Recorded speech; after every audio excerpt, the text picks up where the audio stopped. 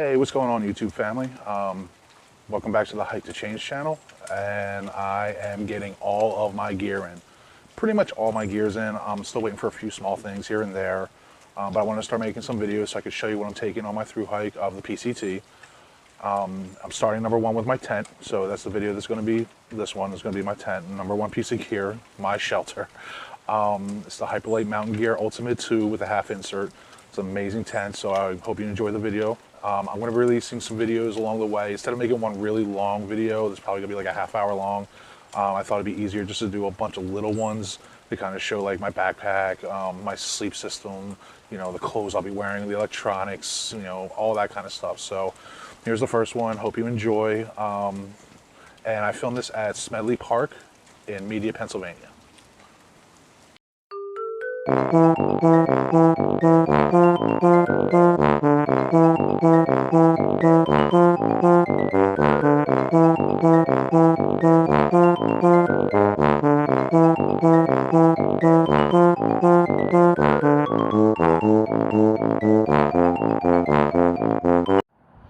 All right, everybody, so this is my new tent.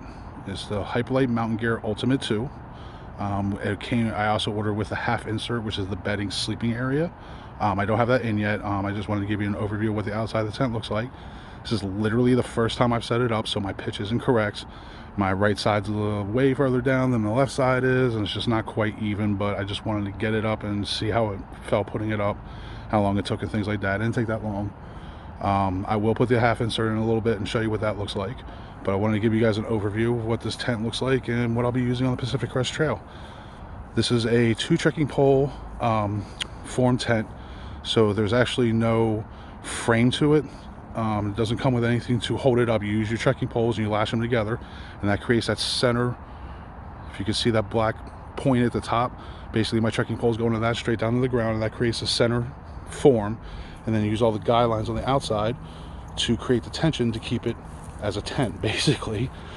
This is made of Dyneema composite fabric, which is effectively waterproof. The reason for the half insert is basically the sleeping area. I chose this tent for a couple of reasons. One, pyramid tents are really known well for being able to shed wind and rain. You can tell by the style, rain is just going to run right off of it. The other part too is that because they sell the half insert, so only half the tent is meshed in with bug net in the sleeping area, I can have one side of my tent as a wet area and the other side is a dry area. So no matter how wet my gear is or how wet my clothing is, I can sleep in a dry area. More to come.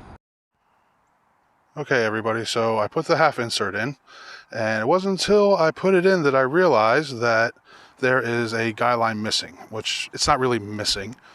They do give you extra guy lines, mostly for the sides, because there are side pulls. So in a really extremely windy condition, you can get more support, and it'll help in those windy conditions. So they give you extra guy lines. But what I didn't realize is that if you look at this left door here, there is a guy line right there. Now you would assume that on the other door that got rolled up there, there'd be a matching one. There isn't. So when I went through and set up this insert, and I don't feel like taking it apart right now, so you guys have to use your imagination a little bit. This right side door right over here would actually be the one that's down to here, and this one would be the one that's rolled up. Now the cool thing about this tent is you can put that insert, this mesh insert right here, on either side. But again, I just put it up. I don't feel like taking it apart right now, so just use your imagination. Technically, that door should be closed, and this door should be open. But I'm not fiddling with it right now. I'm going to go ahead and show you the inside. All right, so I'm inside the bug net, the sleeping area right now. I roll the mesh back, so you have to look at me through a bug net. As you can see right here, this is where I was talking about. These are my trekking poles, and they have this lashing system, which provides a structure for this tent.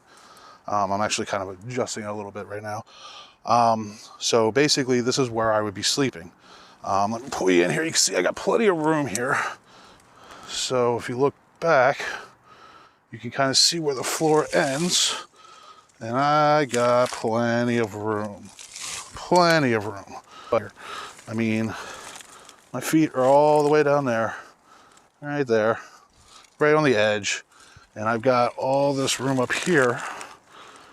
Get my face out of the way. Got all this room up here so you can, plenty of room to just be chilling out. And then show you in a second the wet area. Okay, so this is the wet area of the tent. So there's the entrance. When I came in, come around. There's my shoes. But you have basically all this other side of the tent that is essentially a wet area. I can hang stuff. There's some loops up here that I can put some rope on, where I can just hang my stuff and dry it out. So I can basically be sleeping in my sleeping area without having to worry about it getting wet, which when you're in the cold can pretty much save your life. This tent is phenomenal, and this is what I was talking about with the trekking pole system. It goes all the way up to the top there. Those two triangle looking things on the side is basically venting, because in tents you want venting so you don't get an accumulation of moisture, which again you want to stay as dry as humanly possible. The tent is waterproof, but again, if you have a buildup of condensation, it will leak down on you if you start touching the walls. But this is basically what the inside of the tent looks like. A little bit more zooming around. Those are the two stuff sacks that it comes in. And let's see if I can get some of the inside of the tent, inside of the sleeping area as well. So again, just looking at the tent, I got plenty of headroom. I mean, it goes all the way up to here, so I have this much headroom. I do hit on the side here a little bit, but once I have my pitch correct, the outside of the tent will be a little bit further away, and I can even move this over a little bit if I needed to, and that'll allow me to kind of stay dry. I won't be touching the side of the tent, getting all that moisture. So yeah, the bug net's up against me, but trust me, I've slept in smaller tents than this, and I can't fit, but I can fit in this. I'm 6'2", 300 pounds, but I can fit in this tent fairly well, fairly comfortably, and I think this is it. I think this is what I'm going to be using on the Pacific Crest Trail. I think this is going to be very successful.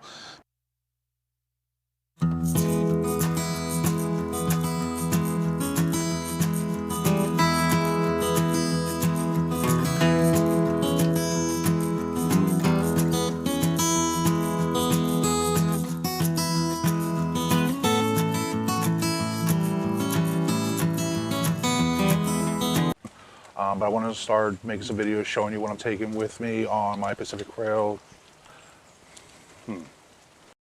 type of what's it called? Any kind of poles or structure to it. You actually use your trekking poles in the middle, and that is your main support. And then you use all these guy lines to tie it out. I'm out of breath.